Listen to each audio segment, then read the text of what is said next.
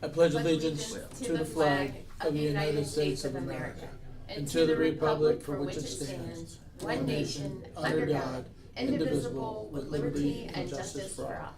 Morning. Yep. Alright, I'll make a motion. The Board of Commissioners approves the October 17th, 2024 regular meeting minutes. Second. Roll call. Sabrina? Yes. Mike? Yes. Tony? Yes. Morning, you're up. All right, You're perfect, guys. I'll make it quick, just a few minutes. I wanted to give you Okay, guys come on up. I'll come right up here. Last time I was here, because we're actually at the 1 year mark since I Wow. first met you guys. Yeah. Almost, it's like a week or so away. Time flies. I remember Yeah, I feels knocked like- all of your guys' decorations feels off like to like 10. shake hands. Oh, it was yeah. like, it was a while ago, but anyway. So I came back, a little agriculture update for our county. I'll make it really fast, just a few minutes. I didn't have any materials or anything. We're all finished with hay. We got through our third cutting. Soybean harvest was ahead of schedule. Rain delayed it a little bit, but we're getting back on track.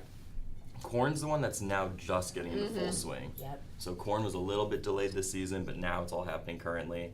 I'm waiting to hear back from my farmers on yields. We're gonna give them a little bit of time. It's their busy season, but I like to usually drop in. But the expectation is right around average, a little bit below average. I'll like cross that off. And then we're trying to do a lot more agriculture programming. So we just finished a bovine emergency response plan training with the Suffield Fire Department, and they also invited Rootstown. And that was kind of like what to do if your like cattle trailer tips over. And that was something that they were really interested in. You know, it hasn't happened around us. The problem is we just have a lot of interstates crossing. Yeah. It's like there's a lot of big cattle operations moving from east out to west where they finish. So yeah, it was an all-day event, and it was like really informative, and I think they liked it a lot. We had I think 3 fire departments show up total, but Suffield was the one who wanted it. So we're just trying to get a little bit more agriculture programming in. I'm trying to get beef quality assurance started too. You get a little uptick on your beef prices if you go through the training. We haven't had that in our county for a little bit. Currently, a lot of people have to go to like Mahoning.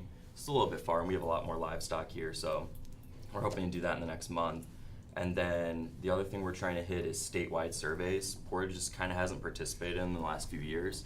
So we just finished our weed survey. So you go around doing like the weed pressure presence. So we just kind of know what's in there. We have a lot of like red root pigweed, lamb's quarter, and a little bit of water hemp, which is the big herbicide resistant one. But it's really good data because Columbus hasn't gotten from like our area very often. So like Portage just got into that. And we ended up driving, it was me and then Les from Geauga County. We drove 250 miles through Portage. Wow. Just like every little side street, just hitting as many farm fields as we could. So a lot of farmers really appreciated that because we'll just get a little bit more like fine-tuned information on like what to look for like upcoming like herbicide application coming in this fall. And then yeah, just a lot of farm visits. I'm trying to do a lot of door knocking. I had one farmer tell me I was the first agriculture educator in 50 years to knock on his door. The Kismores. Kevin Kismore, and he told me, and so and he's so nice to hang out with. It's like honestly, sometimes when I'm passing his house, I stop and knock on his door and be like, "Hey, how's the cattle?" Because cattle weaning is going on right now for cattle when you're separating the calves from the mamas. And then recently we just had the 2022 ag census, so it's a little bit delayed. It usually takes about like a year or two for us to get, and they do it every 5 years. So from 2017, we've lost a few hundred farms, so we're now at about 927. I think in 2017 we're about 1,300, but the average farm yield, or the average farm acreage size is now up to about 93 acres from 77. So our average farm's near 100, so it tells you that a lot more of it is consolidation of farms, so like people buying their neighbor's farm, which is a little bit better. So you don't like to see us losing farms. We still have a lot for the state though. Like 1,000 farms is a lot, and then 99% are still family owned. Wow. Which is really great. That's good. So yeah, so like the farm sizes have increased, so it's just more consolidation of farms. It's not so much we're losing farms, it's becoming like say development or infrastructure kind of like that. So that was kind of nice. And then the market value of our ag products, the exact one, but it came out to 58.7 million for the county, and then the average farm was coming out with about a little over $7,000 in profit after expenses, which is pretty high. I think it was a 200% increase since 2017. So again, we have a lot smaller farms, which is to be expected, and then if you are curious, corn is currently at $4.20 a bushel, and soybeans are just under 10. And that's about a cut in half since the pandemic highs back in like 2021. So I think a lot of farmers got a little bit spoiled from that with how high prices are. So it's just a good thing to keep in note that now prices are considerably lower in the last like 3 years. So for instance, like we're trying not to like charge anything extra. I know a few counties around me, for instance, are increasing the price, like soil test kits. We're keeping that totally the same. There's no reason to I don't really get the point of that. I don't really want to charge them more. We're just trying to break even. So things are going well, I think, agriculture-wise in our county. We're expecting average yields, but just know the prices are a little bit lower, so that will make things a little bit more difficult for farmers come the end. But that's all I got. So if you guys have any questions, shoot, and if there's anything you want to see in the county, by all means. I appreciate But coming in because it's yeah. interesting, and yeah, I see the corn's getting taken down, but Right. you know, it was still green a Right. couple weeks ago. Right. Because my friend has a farm that he leases to a farmer, and I get to go out and ride in the combine when they do a split. Oh, that sounds like fun. I know. Nobody ever lets me To to get some combines. beer and a stogie. Oh, but it's no regular combine. I mean, it's air conditioned, Oh, yeah. closed cab. Bougie Cold beer. combine. Got a cooler in it. Yeah. Even in grad school for my master's, I wasn't I allowed in the love combine. it. For like No. when they were harvesting my own fields, they had like the farm techs do it, and I was like, guys, can I like drive it? And they're like, no. I mean, it's over like $1 million piece of equipment that you only use for like 2 weeks, but I Yeah. understand why they didn't let me in it. But And no, you just shoot it. it's always you're living my It's dreams, good. Sabrina. I would love to be in one. Yeah. So Don't one day, patronize her. I'll take a picture. I'll send it. please, to you. yeah, send it to me. But yeah, that's all I got. Well, great. Thank you very Appreciate much. you, Yeah, no Appreciate problem, guys. Good Great seeing seeing you you. guys. Yeah. Absolutely, my pleasure. It's always good. We to- like donuts next time. Shannon. I'll Morning, definitely Miss bring Shannon. donuts. Definitely. Have a great one, guys. Hello. See you guys. How you Were your guys? ears ringing this week? No, why? I don't know. We've been being talked not nicely at the courthouse. You gonna talk nicely? Not. Not nicely? Oh, were they ringing? What is it about? Well, The air? But the air conditioning, how she should call Shannon and commissioners, and she called that out in open court. Oh, okay. I didn't know about it, so. Yeah. All right, I have project updates. Cool. So the air conditioners are on order, right? Yeah, that's, Oh, but okay, that's so- like not until next So spring. yeah. Yep, but their units are gonna get taken out at the end of the month.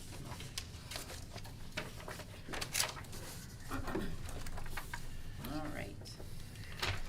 All right, the new generator on page 2. The concrete pad is poured and the electrician is working on the panel currently, so that when it's there, they can just hook it up. Cool. If you go to page 3, the tax map, the counter came in early and they're actually installing it right now. Oh, All right. So yeah, so hopefully she'll have it back in a couple, I bet maybe you in a Leslie week. and her team's excited. Yeah, they are. Yep. Good. The recorder, the carpet, I told you last week, the quote for the carpet came in at $41,716, and the quote for the paint, I didn't think came in bad at $9,690. No, So I don't think that's pretty that good bad. area. Yeah. So the annex building, this is, I know Michelle talked to you about this when I wasn't here the one day. So the stairs that go, you know, that's on the annex building, Being closed. there's a couple, we can either enclose it, which is, we would have to go out to bid. They've figured it's about $175,000 to $225,000 to enclose it. How would they enclose it? Either with, they'll have a couple of ways. He's gonna give me several options. They would either use metal or they would use glass. I'm not a big glass fan because it's always gonna look dirty all the time. However, you're gonna have to some way, put a key fob on it with a door or whatever, because we have had homeless people going up in there and staying. So we'd have to fob it, especially if it's enclosed. So, How would that work if we're fobbing it, if it's for the public? well, the public doesn't go in that way. Okay. More It's of just an the employees. emergency Okay. exit also. Yeah, the employees for the diversion program, they are using those because their offices are right there on the second floor. Yeah, no. So for now, what we can do is like put some sort of concrete board underneath. The I-beams are fine; they're not rusted. The ones that are supporting all the concrete, you can see them all. But we could put, because you'll see it flaking. You know that rust; it's all flaking off. We can put some sort of cement board up there to prevent it from doing that. The problem is also we can't use salt on there anymore. That's the reason why it is the way it is, because it goes through the concrete to the metal. So I'm worried about them slipping too. So if we can't throw salt on there, then No, if it's enclosed. if it's yeah, enclosed, yeah, well, it'd be better, yeah. So the architect said it's about $10,000 for him to come up with a game plan and the specs and everything. So I just am looking to the board to see if you guys want me to get the architect involved, have him draw something up, come to the board. Do we want to put it out to bid? So that's what I'm wondering. So let's talk money. Where's the money at? This would have to be next So it'd be year. in your I'd have to budget do next it. year, Yeah, so I'd you would to have the be. funding for it. Now, if it's the architect, I would have it for, yes, but not for the project itself. That would come out of like a project cost. I'd have to work with Jackie for We projects. probably would have to take it out of our carryover or, the contingency line. But we have a lot of projects going on, so, for next year too, so. Cause we're gonna need air conditioner units at this building next year as well. We're gonna have to start thinking ahead of that as well. We got Riddle Block that's gonna need an elevator pretty soon. So I'm just there's so much stuff coming up, so. For now, we can hire the architect or look for them to come up with a game plan. Doesn't mean we have to go out to bid right now. I do have the budget for the architect in my funds currently, if we wanted to do that now. But I didn't wanna waste anybody's time if that wasn't even a possibility. What do you guys think? Yeah, something has to be done. Yeah, I'd probably do it with the yeah, architect right now. okay, and So then you we'll have a come game back to you. plan for next year. Yep, I agree. And then when we do the budget, we're gonna have to take a look and add it. At all the projects we have. So it'd be best, like you said, to do the architectural plans. Okay. And then maybe put it out the bid. Yeah, Just to to see see how as much soon it's as we gonna- can, Yep. just to see That's true. Yeah. what we're looking at. Okay, Understanding it won't take place till next year. correct, yep, Cost could go up or cost could go down. I know. Let's hope they're going Oh, down. it's down, in the right? Yes. direction. Page 5, I heard from the judge, and we're gonna be working, on her front end lobby and closing it, the week of November 18th. The public defender's new space, they're gonna go out to bid sometime in December. They'll have everything ready, so it'll start maybe January when they start doing that, so. How long's it gonna take to do the judge's I- lobby? To do the what? Judge's lobby. A week. It won't take that long. He said, I should take that back. He said 5 to 10 business days if he can get in there every day, Okay. so. It's just, you know where Vicky sits, right there. It's right Yeah. there, yeah. And that's all I have, I think. Yep, that's all I have. Not bad. Nope. And I just have the resolutions too, so. Okay, all right. Is there any comments on the resolution, Shannon, before I start? I do not have any. All right, I'll make a motion, the Board of Commissioners agrees to enter into a real estate lease agreement for the property located at 449 South Meridian Street, Ravenna, Ohio, with Jobs and Family Services for offices on floor 3, the old veterans area. Second. Roll call. Sabrina? Yes. Mike? Yes. Tony? Yes. I'll make a motion, the Board of Commissioners accepts the proposals and enter into an agreement with Hazentab Architects for architectural services for renovation addition study. Second. Roll call. Sabrina? Yes. Mike? Yes. Tony? Yes. And Shannon, what, is that for the courts? Mhm. Okay. I'll make a motion, the Board of Commissioners authorizes the public announcement of available contract for professional design services for the project known as Stowe Street Bridge Improvements. Second. Roll call. Sabrina? Yes. Mike? Yes. Tony? Yes. I'll make a motion, the Board of Commissioners authorizes the Portage County Engineer to execute the agreement between Portage County and the Norfolk Southern Railway Company for the construction of agreement for the project known as the Ravenna Road Bridge Replacement over the Norfolk Southern Railway in Franklin Township, Portage Second. County. Roll call. Sabrina? Yes. Mike? Yes. Tony? Yes. I'll make a motion, the Board of Commissioners authorizes the acquisition of 2 perpetual flowage easements and 1 temporary easement for the Bolingbrook subdivision to off-site drainage improvements located in Sherwood Township in the city of Streetsboro, Portage County, Ohio. Second. Roll call. Sabrina? Yes. Mike? Yes. Tony? Yes. I'll make a motion, the Board of Commissioners agrees to enter into a contract transfer agreement with Wallace Pinker Group and Minnick Smith Group. Second. Roll call. Sabrina? Yes. Mike? Yes. Tony? Yes. I'll make a motion, the Board of Commissioners agrees to proceed with the construction of the improvement project number PC-W23-070, water storage improvements Rootstown for the Portage County Water Resources Department. Second. Roll call. Sabrina? Yes. Mike? Yes. Tony? Yes. I'll make a motion, the Board of Commissioners agrees to enter into an amendment number 1 with JH Consulting LLC for the development of debris management plan on behalf of the Portage County Emergency Management Agency. Second. Roll call. Sabrina? Yes. Mike? Yes. Tony? Yes. Thank you, Shannon. you. Have a good day. You too. Job and Family Services here. Not yet. Jackie, if you can come up. They I'll would, go tell yeah. Okay. Morning. Morning. So I have two discussion items this morning. First is the Ohio Small Business Development Center's 2025 cash match request. Is that the $10,000? Yeah, so just kind of as a refresher, because this only comes around once a year, this is the annual $10,000 to our branch of the Ohio Small Business Development Center, which is the Summit Medina Business Alliance. They get funding from the Small Business Administration and the Ohio Department of Development, but then as part of that, they have to supply a cash match. So they ask for the communities that they serve to provide a portion of that cash match. And they gave me some information and some data points on like the services that they provide to our community. So Susan McGann is our certified business advisor that serves the county. She receives client referrals from Portage Development Board, various local bankers, other clients, and then like community economic development directors, anyone that knows of a business or an individual that needs her assistance with just different aspects of the, promoting business or starting up a business. And then she's kind of the linkage between businesses and the Small Business Administration. So if they need funding or if they need to know where to go or what to do with Ohio Department of Development or SBA, then that's the service she provides. So she said she has this year has helped 35 unique businesses and also helped start up several different businesses.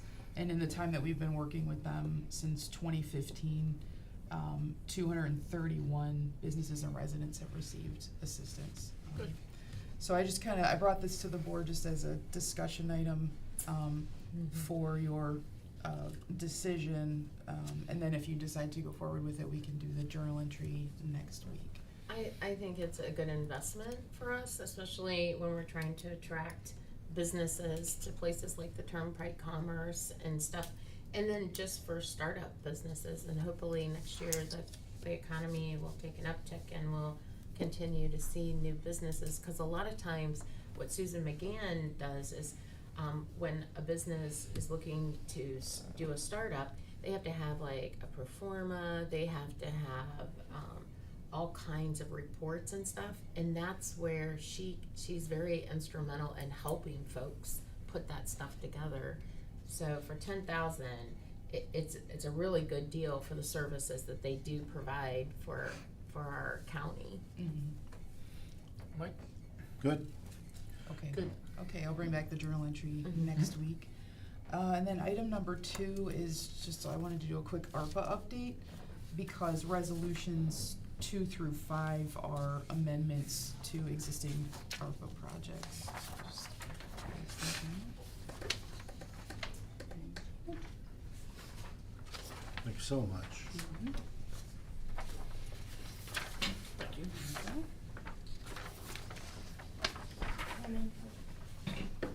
Okay, so this is the revised list of existing ARPA projects.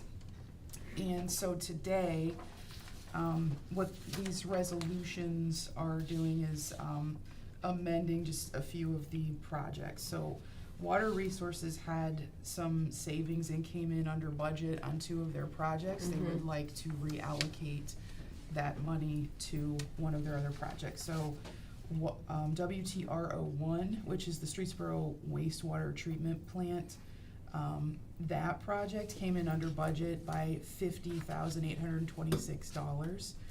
And then WTRO8, which is Ravenna Franklin Township Sanitary Sewer Program, the maintenance program, that one came in under budget by $140,272.50. So they would like to take those 2 amounts and put them into WTRO3, which is the wastewater pump stations improvements. So it's a total addition to WTRO3 of $191,098.50. Awesome. So the resolutions I mean, we pretty much document those encumbered amounts. it, it's just we're moving it to a different project because these came under, right? I Right, mean, yeah.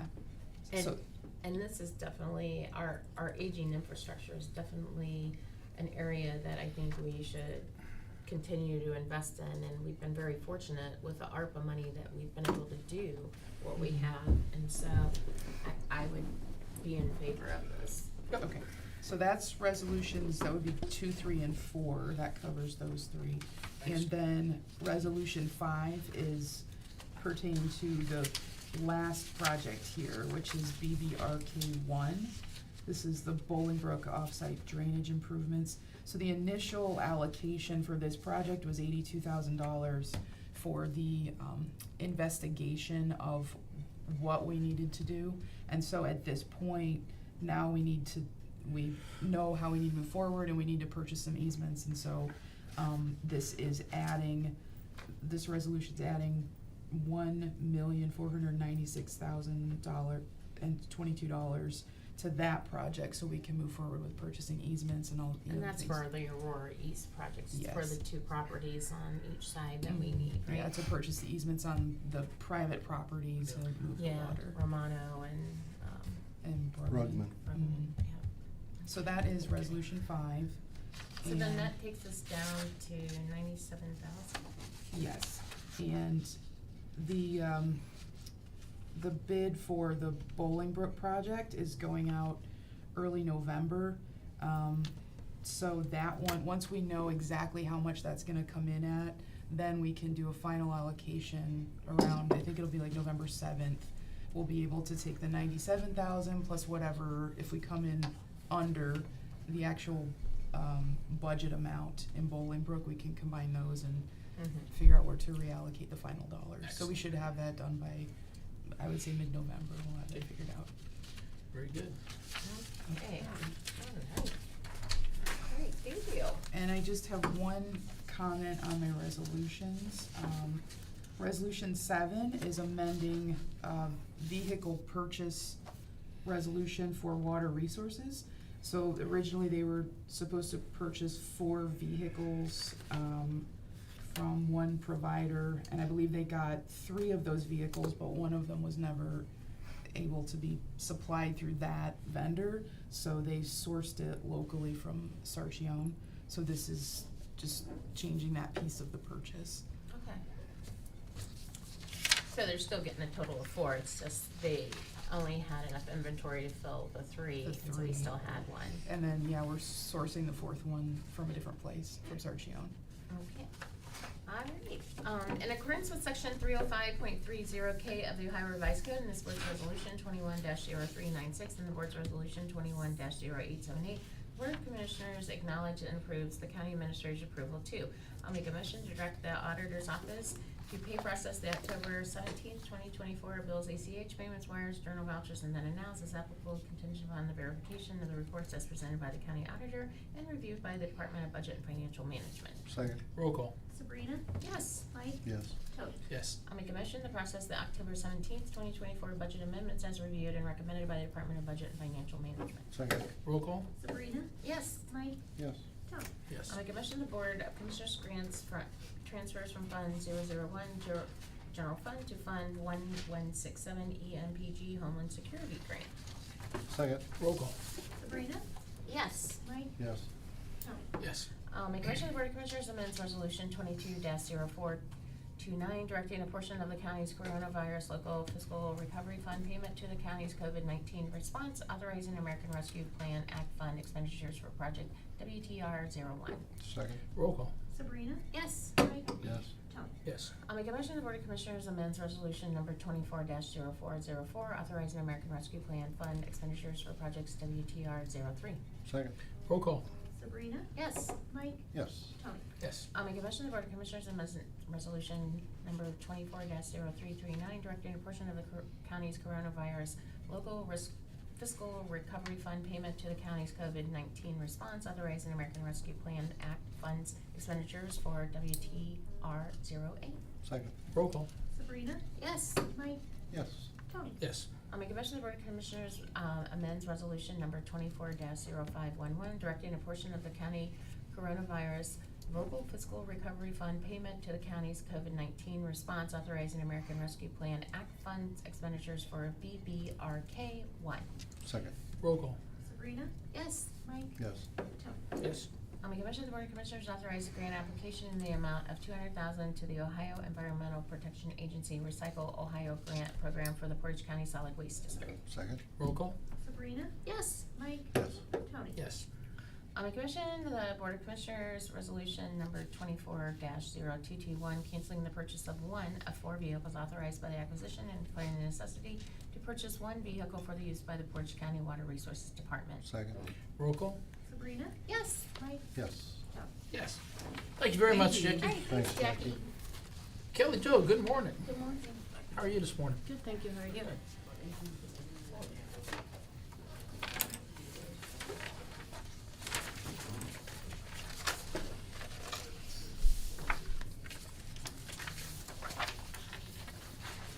Shall I start?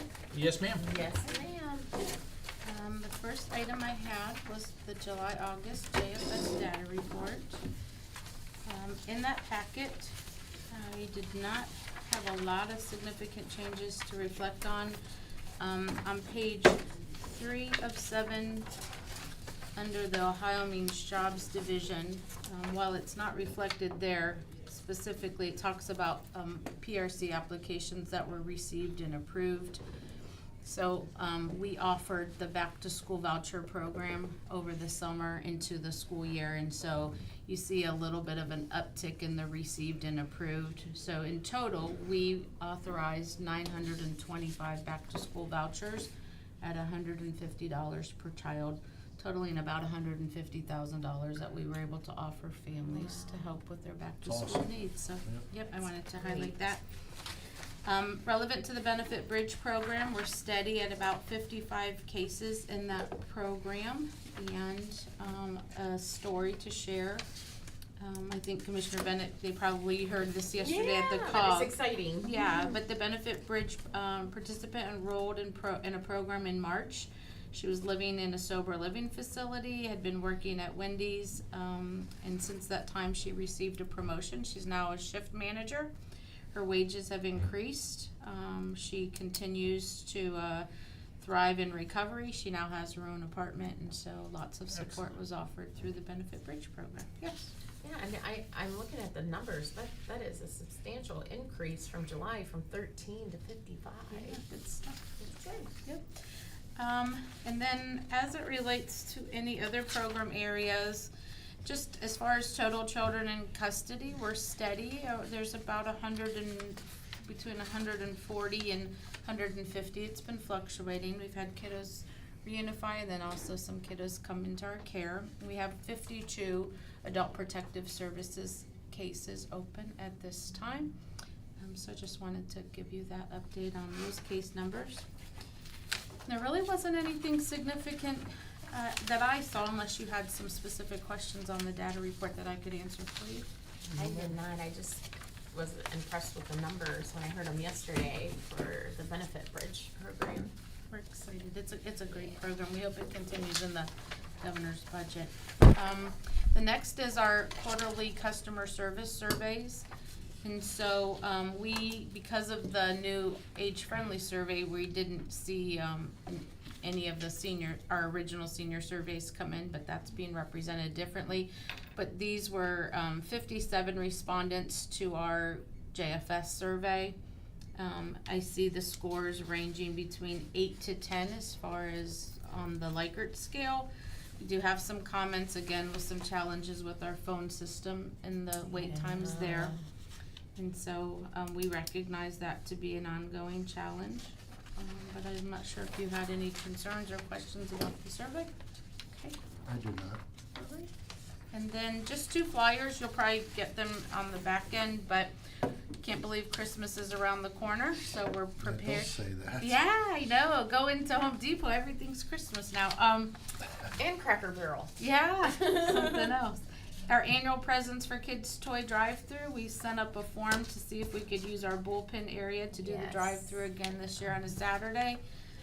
So we're starting to receive gifts. Last year was our best campaign ever, and so we always like to raise the bar. But last year we were able to give 5 presents to every kiddo in Wow. foster care. Yeah, we used to start at 3 and then went to 4. So That's the good. generosity for the from the residents of Portage County are just profound. And then our manufacturing internship program started last week, and so while we had a original interest of 15 residents, it dwindled down to about 5 that started, but 5 are active, and they're replaced with number of companies: Compass Packaging, Mac, Maniline, Nova. So we do have 15 residents participating in our internship program. Again, they start to get some pay while they're learning on the job training, and then after the program and training with Kent State, they are put on full time. So we're ecstatic. We met with Ted at Hopetown regarding the MOU with what they are going to do with our cars, and he has that beautiful facility there, and we started to talk about an automotive program that they would like to host. So more to come on that, but we're going to try to engage Maplewood and some area colleges to see if we could have it mirror like our manufacturing internship program, where guys and gals can get that live experience through his outfit with actual formal training, and then again fall into paid employment. So we're excited about that opportunity. But again, I'll bring you more as we develop, but we're all gonna collaborate on that. Mhm. And that's what I had for today. Great, Kelly Jo. Good? That's good. Questions? Yeah, we're good. All right. Thank you, Good, ma'am. thank you. Have a great day. You as You as well. Thank you. So I'll go down Miscellaneous. to miscellaneous. Here. Right there. All right, we'll start with the journal vouchers, or journal entries, excuse me. I'll make a motion the Board of Commissioners acknowledge receipt of the October 11th, 2024 journal entry 2024 MS 00119 from Judge Lori J. Pittman and Judge Becky L. Doherty, court ordering $2,071,042 to be dispersed in the Common Pleas General Division Fund 0001, IT Fund 1027, and Mediation Fund 1012 for fiscal year 2025. Second, Roll call. Sabrina, Yes. Mike, yes. Tony. Yes. Okay, I'll make a motion the Board of Commissioners acknowledge receipt of the kennel disposition report and intake report for October 14th, 2024 through October 20th, 2024 as presented by the Chief Dog Warden David McIntyre. Second, Roll call. Sabrina, Yes. Mike, yes. Tony. Yes. I'll make a motion the Board of Commissioners acknowledge receipt of the Portage County Revolving Loan Fund balance sheet for September 2024 as presented by Neighborhood Development Services. Second, Roll call. Sabrina, Yes. Mike, yes. Tony. Yes. Okay, on to the resolutions. I'll make a motion the Board of Commissioners agrees to authorize the issuance of a county procurement card to be held in the name of Portage County Emergency Management Agency and also being issued in the name of Deputy Director Brett Lee to be used for work-related expenses in accordance with Section 301.29 of the Ohio Revised Code and the Portage County Procurement Card Policy for Department 930. Second, Roll call. Sabrina, Yes. Mike, yes. Tony. Yes. Okay, I'll make a motion the Board of Commissioners agrees to authorize the issuance of a Portage County procurement card to be held in the name of Portage County Emergency Management Agency and also being issued in the name of Emergency Management Specialist Mackenzie Vitoro to be used for work-related expenses in accordance with Section 301.29 of the Ohio Revised Code and the Portage County Procurement Card Policy for Department 930. Second, Roll call. Sabrina, Yes. Mike, yes. Tony. Yes. I'll make a motion the Board of Commissioners agrees to authorize the issuance of a county procurement card to be held in the name of Portage County Emergency Management Agency and also being issued in the name of the logistics agent Michael DeCuro to be used for work-related expenses in accordance with Section 301.29 of the Ohio Revised Code and the Portage County Procurement Card Policy for Department 930. Second, Roll call. Sabrina, Yes. Mike, yes. Tony. Yes. I'll make a motion the Board of Commissioners agrees to authorize the issuance of a county procurement card to be held in the name of Portage County Emergency Management Agency and also being issued in the name of Hazmat Coordinator Craig Peeps to be used for work-related expenses in accordance with Section 301.29 of the Ohio Revised Code and the Portage County Procurement Card Policy for Department 930. I'll second that with a question. Okay, I guess a statement. okay. mean, we're handing these things out like candy, and I sure hope we have, and I read the policy yesterday, Yeah. and I know we have a policy set to oversee these, but I just hope we don't get into a problem with these. Yeah. We're giving cards to people, they're not really county employees. And- Yeah, and I know wondered they- about this yeah, one And I too. know they need it, and, Yeah. you know, Lieutenant Peeps is a good guy, Oh, and yeah, I don't the have work any. that he does for the county Right. is phenomenal. Mm-hmm. So I don't have a problem with it, I'm just saying, we just need to watch it. Yeah. That's my- Hopefully all the stop gaps that we put in place will. And there's a lot. Yeah, so there's a bunch of them. There's a lot. So hopefully it does. Okay, I'm done. Yeah, and I ditto that, Mike, because I was looking at all these, and it's like, we're giving one to every employee, and, I didn't get and like you one. said, too. I know, and Not go figure, every none of employee. us got it that day. What the heck? We must not be trustworthy. Okay, Sabrina? yes. Mike? Yes, Tony? Yes. Okay, the Board of Commissioners agrees to declare obsolete and dispose of Portage County personal property located at the Portage County Board of Developmental Disabilities. second, Roll call. Sabrina? Yes. Mike? yes, Tony? Yes. The Board of Commissioners agrees to designate and authorize the President of the Board to act as legislative authority for Portage County and sign a memorandum of agreement between Portage County Clark, Schaefer, Hackett and Company and Keith Faber, Auditor of State. second, Roll call. Sabrina? Yes. Mike? yes, Tony? Yes. I'll make a motion the Board of Commissioners agrees to designate and authorize the President of the Board to act as legislative authority for the Portage County Solid Waste Management District Transfer Station and sign a memorandum of agreement with Clark, Schaefer, Hackett and Company with Keith Faber, Auditor of State. second, Roll call. Sabrina? Yes. Mike? yes. Tony? Okay. Yes. Is there any public comment today? Yes. Yes, there is. Okay. And I believe they will be attending at 11 11 o'clock. o'clock. Okay. We will recess until 11. Possibly.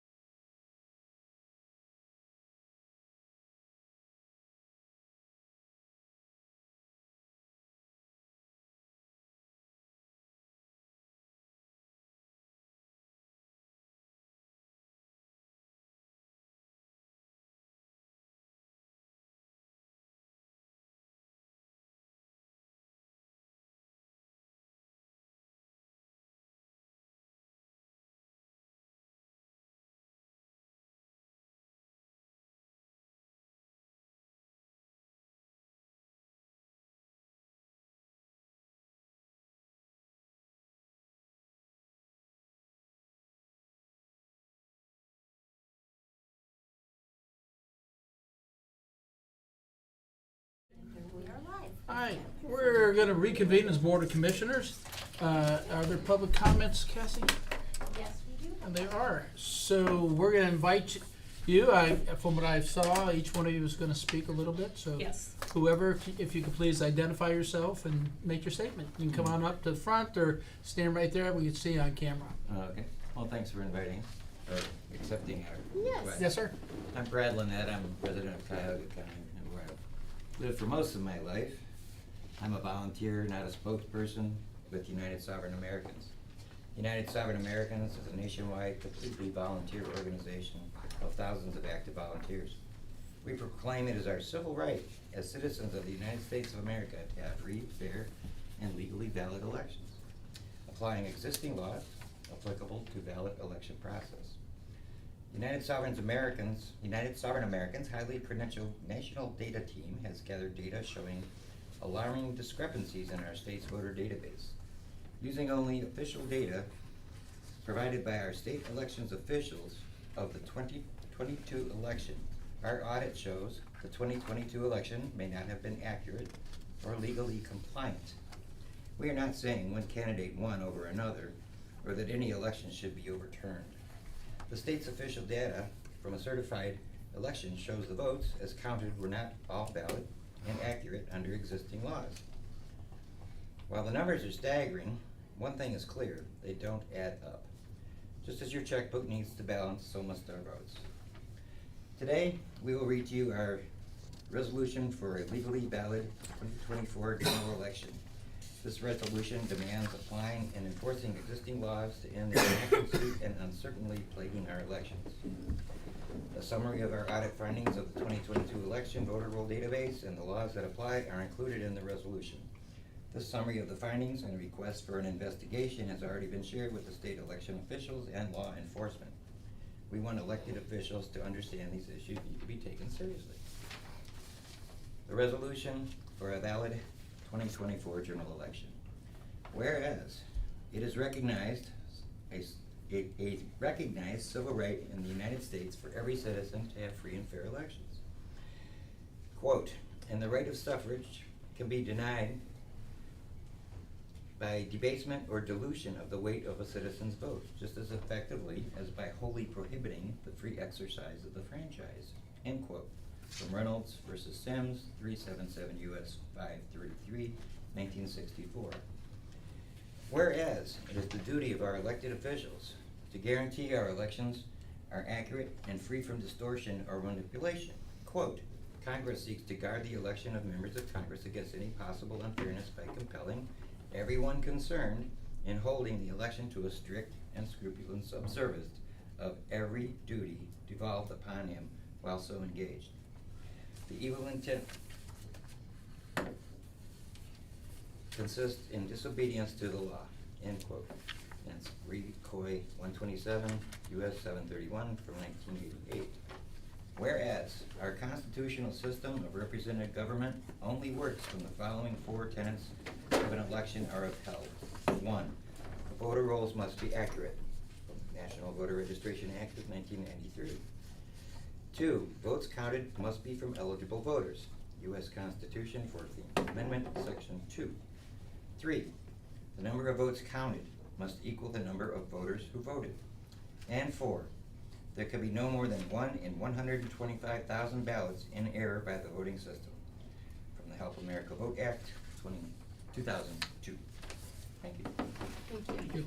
Hi, good morning. I'm Donna Lanza, and I am a resident of Cuyahoga County, and I've been a resident of Ohio for 70 years. Whereas, I'm gonna just continue reading. Whereas an open source audit of the Ohio 2022 general election conducted by Ohio State citizens has uncovered evidence of massive inaccuracies that violate both federal and state laws, including 1,046,431 ineligible or uncertain registration violations found within the Ohio State voter roll database. That's 1,046,431. 602,631 votes cast by ineligible or uncertain registrants. That's 602,631.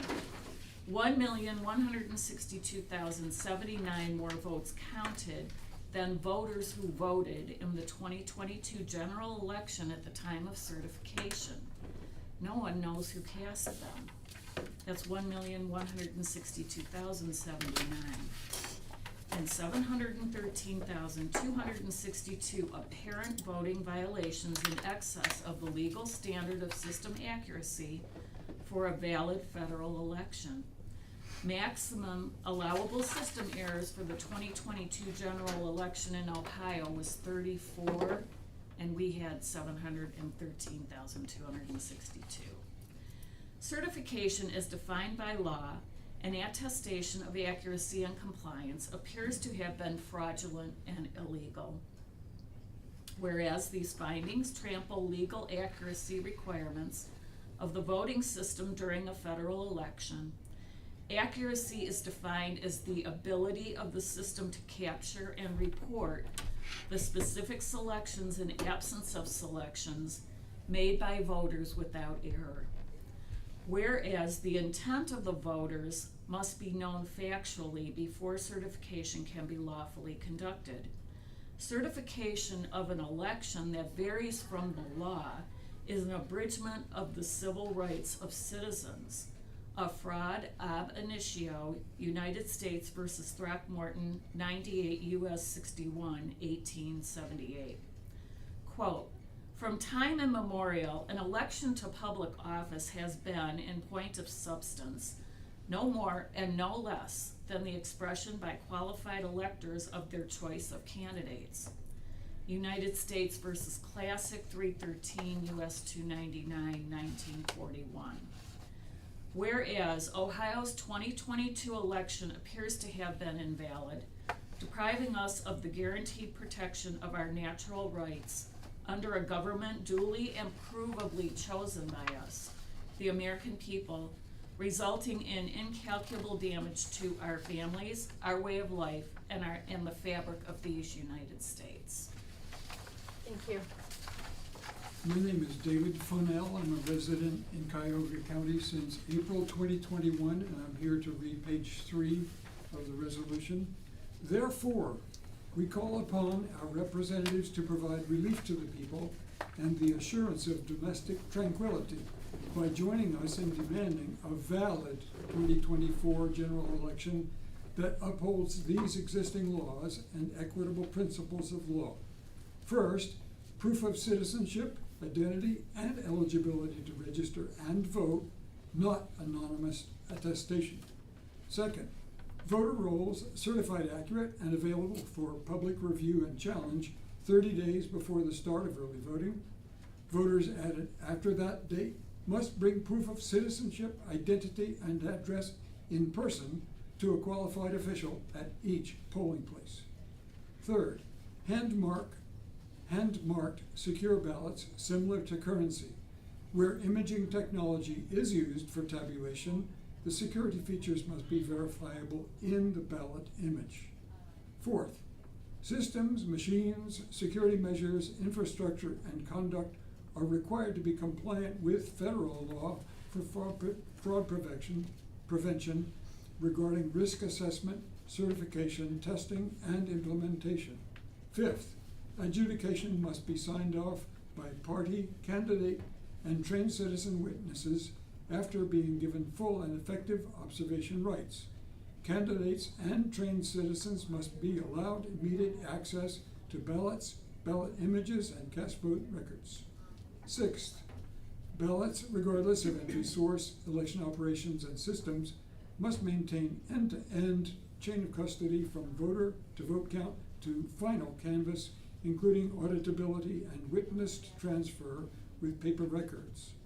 Seventh, a National Institutes of Standards and Technology compliant, randomized, statistically valid end-to-end audit with a 95% confidence level of all elections pursuant to the 14th Amendment, Section 2, must be performed.